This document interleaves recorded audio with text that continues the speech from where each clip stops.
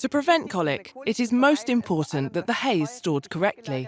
That means that after harvest, the hay needs to be stored for at least 6 weeks in a dry and airy location to enable airflow. That is the most frequent reason for colic because it can trigger all sorts of colics. The next important aspect is to make sure that the horse always has access to fresh water.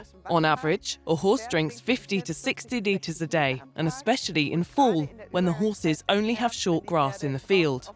In addition, there is dew on the grass, and they don't drink as much in their stalls.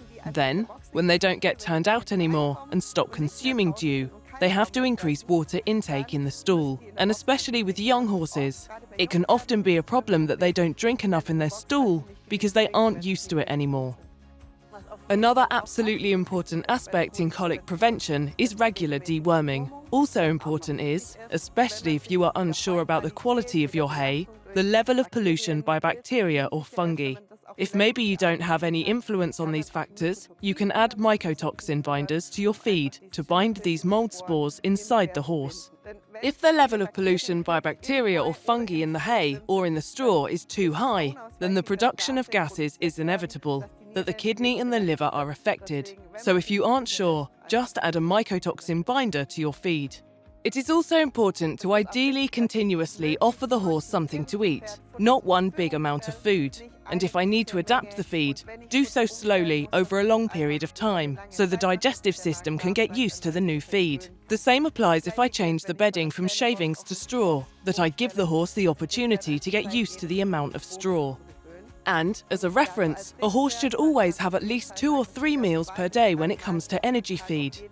For hay, if possible, that should be fed as frequently as possible, ad libitum. If that is not possible, the horse should get hay at least 3 times a day. Well, there are many different sorts of colic. Depending on the way of clustering them, there are between 6 and 9. Let's begin with the first, the impaction colic in the large intestine. This is caused by the horse eating, for example, too much hay or the horse not drinking enough water. Then that can happen. But it's also possible when there is material in the feed that can swell and does so in the throat, and this leads to a blockage of the throat. If that material moves into the large intestine, it can lead to an obstruction of the large intestine. The second is the impaction colic in the small intestine. This one occurs remarkably less frequently. Most of the time, it is caused by roundworms, but it is also possible that a liposome, that is a lump of fat that hangs off the abdominal wall, into the abdominal area, can wrap around the small intestine and thus constrict the small area. Or, it can happen that a horse gets grass that was cut really short. In addition, it also ferments. That then accumulates in the small intestine and leads to an obstruction. The third is the regular gas colic, an excessive production of gas. That happens when horses eat hay that hasn't been left to dry long enough. When a field has been mowed, the grass has just begun to dry, and the horses are allowed onto that field again. It also happens when silage hasn't been stored properly. But it can also happen when too much sugar gets into the large intestine. Then the sugar can cause the bacteria to produce too much gas, thus causing the large intestine to swell. This also happens when there are fungi or bacteria in the hay, the energy feed or the straw. These can also produce an excessive amount of gas. Then there is sand colic. This usually happens in the fall when the horses are in a field with very short grass, thus ingesting a lot of earth and a lot of sand.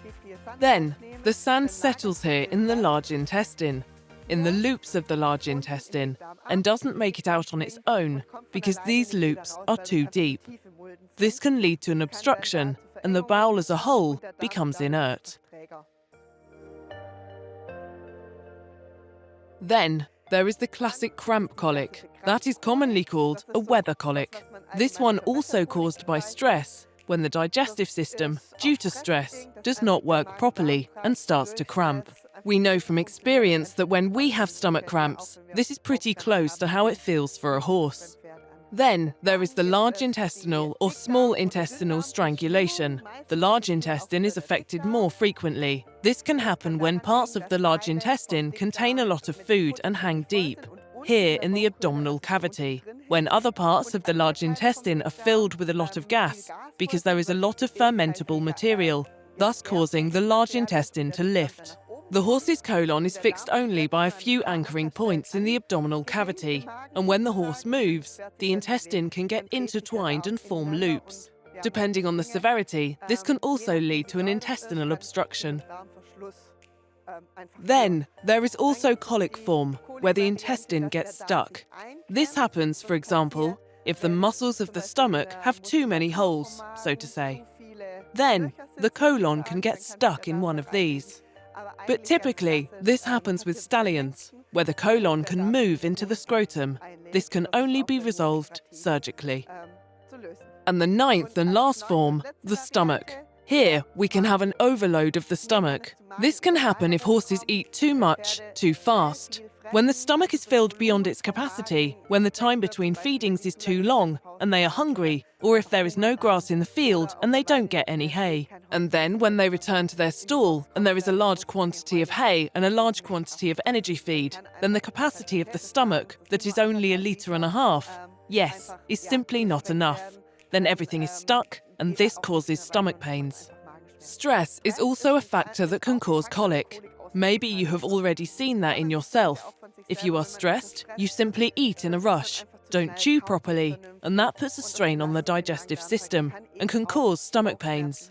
If food isn't chewed properly, or maybe if there is also a problem with the teeth, then it can happen that the particles are too big, and those can lead to obstructions in the large intestine. This is frequently a problem in the concepts of loose housing, where animals that are low in the hierarchy don't have a lot of opportunity to eat slowly and in peace. And those horses, if they have the opportunity, simply eat a lot in a short time. And unfortunately, those are the candidates to develop a colic. If my horse had a colic, is under treatment, and is now supposed to take up eating again, the main problem is that most of the time the horses are hungry, meaning they would like to eat a lot. But the digestive system is in a complete state of rest, meaning that a huge amount of food would immediately trigger the next colic. So, depending on the form of colic, you have to reintroduce food really slowly. Ideally, begin with a little mash, prepare it with as much water as possible to slowly encourage the intestine to move. Then, you usually give hay substitute products that you soak, so the horse doesn't have to chew as much, and maybe have another constipation in the end because it doesn't chew enough.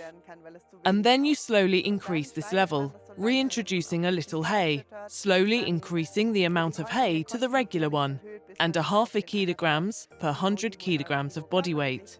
And only if you are back to a normal level of hay, you get back to feeding energy feed. Up until then, mash is your energy feed of choice. This mash should definitely contain wheat bran and linseeds to provide mucilage. If you feed your mash warm or cold, depends on what you want to achieve with your mash. If I warm up my mash, the mucilage is released rather early in the process and acts more in the area of the stomach.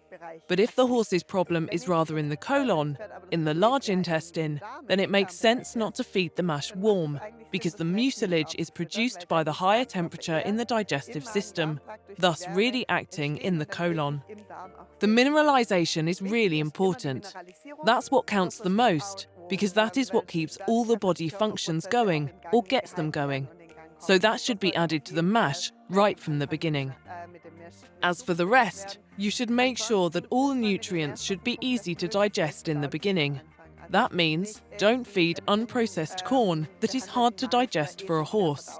See that you feed the horse cracked grain when you reintroduce grain, and also that the mash is as cracked as possible. That is important.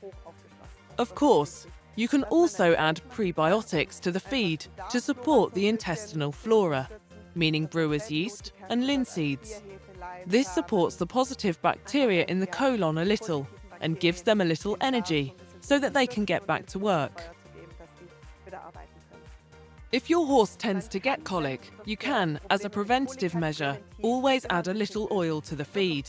That isn't a problem. But if the horse has an acute colic, You should forego any oil at first, because oil, especially in large quantities, is also hard to metabolize. But as a preventative measure, it is absolutely possible to add around 100 milliliters of cold-pressed oil with the ration.